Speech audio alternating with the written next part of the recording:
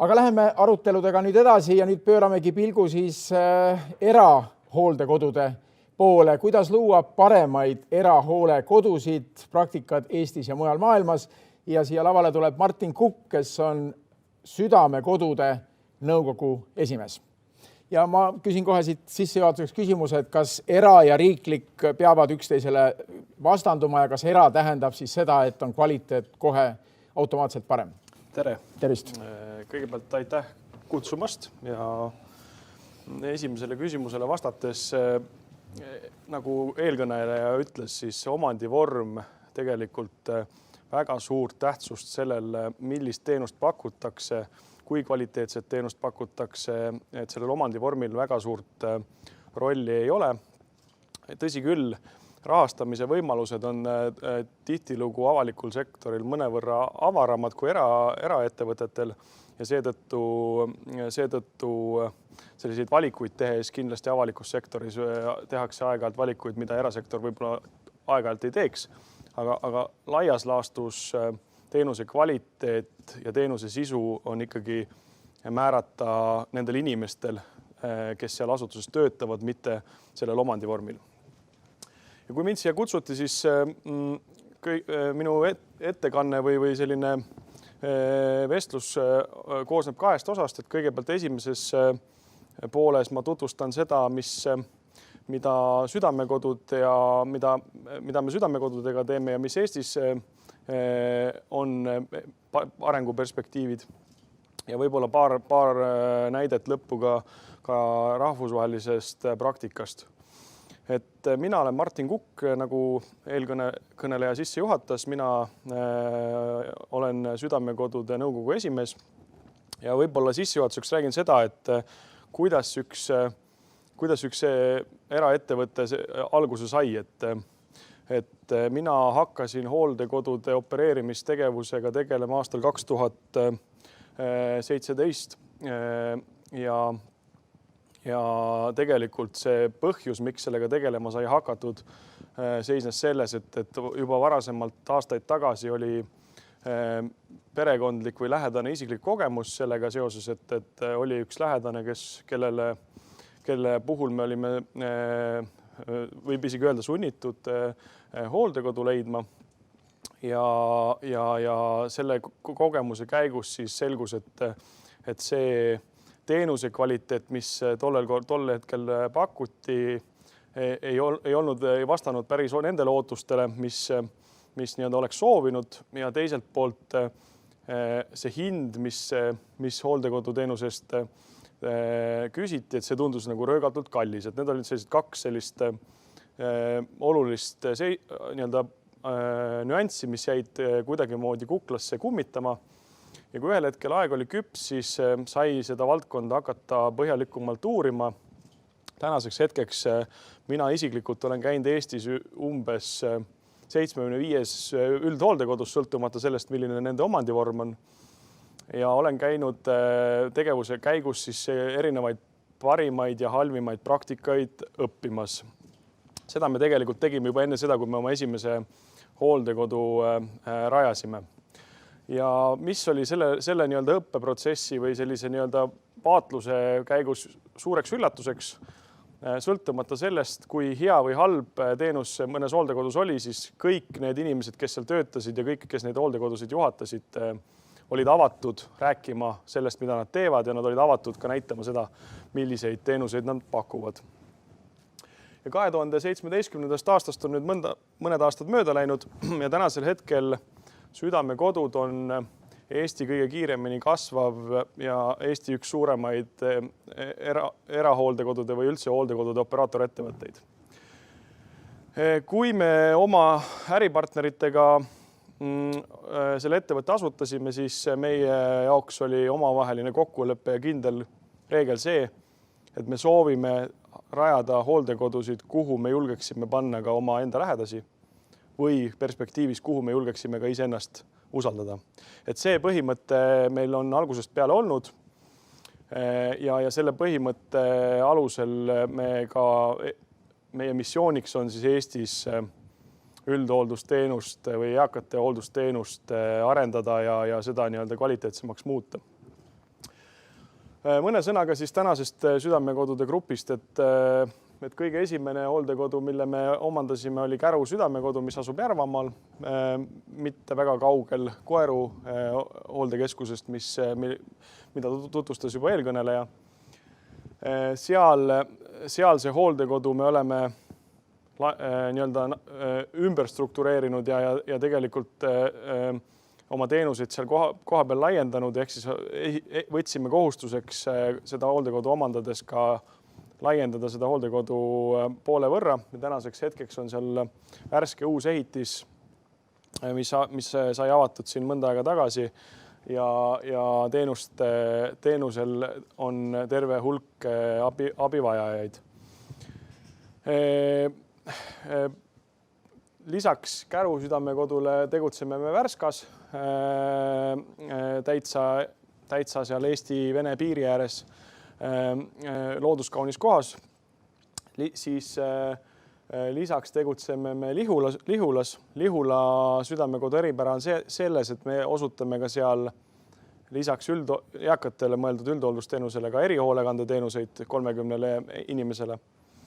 Ja lisaks Saaremaal, Kundas ja Piigastes on meie hooldekodud. Oleme rajamas tänase seisuga ka Tallinna, Tartu lähistele uusi hooldekodusid, et usutavasti Südamekodud lähima paari aasta jooksul on Eesti kõige suurem operaatorettevõte, mis eakate hooldekoduteenuseid pakub. Aga ja voodikohti on meil suurusjärgus täna 400 ja töötajate arv on suurusjärgus 180 tubli inimest. Aga need majad, mis siin eelpool mainitud olid, siis need tegelikult põhimõtteliselt on küll olulised, et inimesed peavad ju kuskil elama, aga tegelikult teenuse kvaliteedi seisukohalt see infrastruktuur nii olulist rolli ei mängi, kuivõrd mängivad need inimesed, kes seal nii-öelda töötavad ja kes seda kodutunnet nendes hooldekodudes loovad. Et kui mina selle ettevõtte tegevust alustasin, siis ütleme kuskil 1,5 aasta möödudes ühte hooldekodu omandades juhtus selline lugu, et selle hooldekodu toonase juhatajaga meil läksid teed lahku ja mõnevõrra juhuste kokkulangemisel ja mõnevõrra ka seetõttu, et ma soovisin ka ise käed külge panna selle teenuse osutamisel ka füüsilisel kujul. Ma juhatasin ühte väiksemat hooldekodu 1,5 aastat. Ja selle 1,5 aasta vältel, mil ma ise seal igapäevaselt nende eakatega, kes seal elasid või elavad siiamaani ja töötajatega toimetades, sain ma väga selgelt ühest asjast aru, et see betoon, nii nagu ka eelkõneleja ütles, et see betoon või see nii-öelda materiaalne osa, mis ka on oluline, aga see ei määra seda, kuivõrd õnnelikud need inimesed seal teenust saades on. Ja üks selline teema, mille ma võib-olla välja tooksin teenuse kvaliteedi puhul üle Eesti, on esiteks see, et hooldekodu igapäevane elu on üsna nagu rutiinne kõikidele eakatele. Ja mõnevõrra sellist üksust, kus 20 või 30 või 40 inimest koos elavad ühte kodu nii-öelda, seal peabki teatud mõttes rutiinne olema, sellepärast, et muidu ei oleks võimalik neid asju seal korraldada, ei toidlustamist, ei vaba aja tegevusi. Aga üks selline näide on see, et me selle 1,5 aasta jooksul, mil ma ise seal seda hooldekodu juhatasin, korraldasime grilliüritusi eakatele ja väga mitmetel või väga paljudel eakatel oli siin ütleme päris suur protsess juba sealt toast ja sellest hooldekodust õue saamine.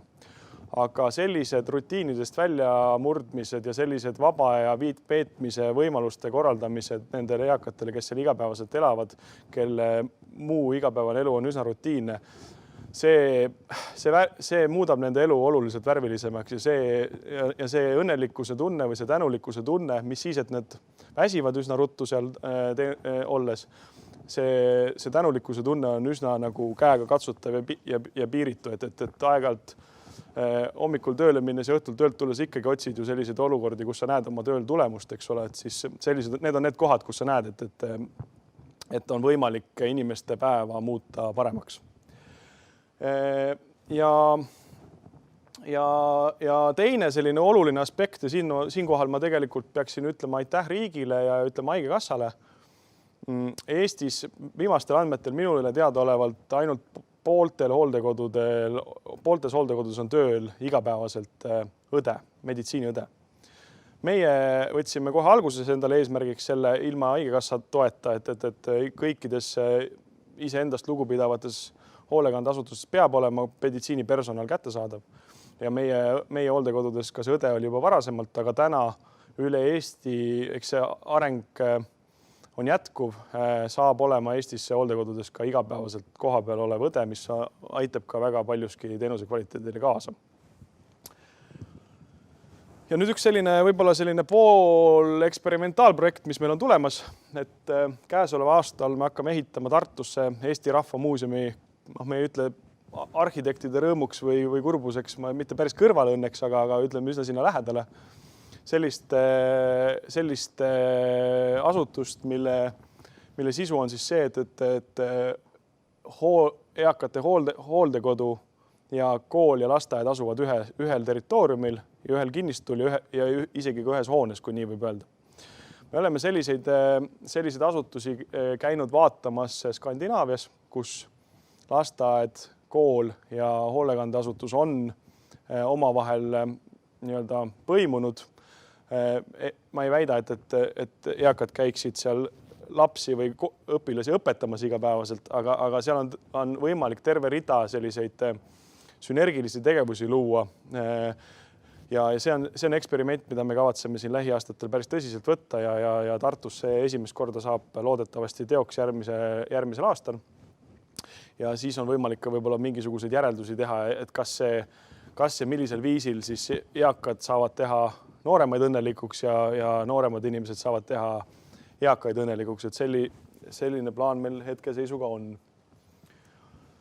Ja võib-olla siin lõpetuseks ka natukene nagu väljapoole vaadates mainisin, et me seda kool, lasteaed, hooldekodu ühisprojekt oleme saanud Skandinaaviast sellist mõjutust, siis me oleme käinud oma partneritega ka, ütleme, mitte küll liiga palju, aga ütleme 10–20 sellises hoolekandeasutuses ka Skandinaavias.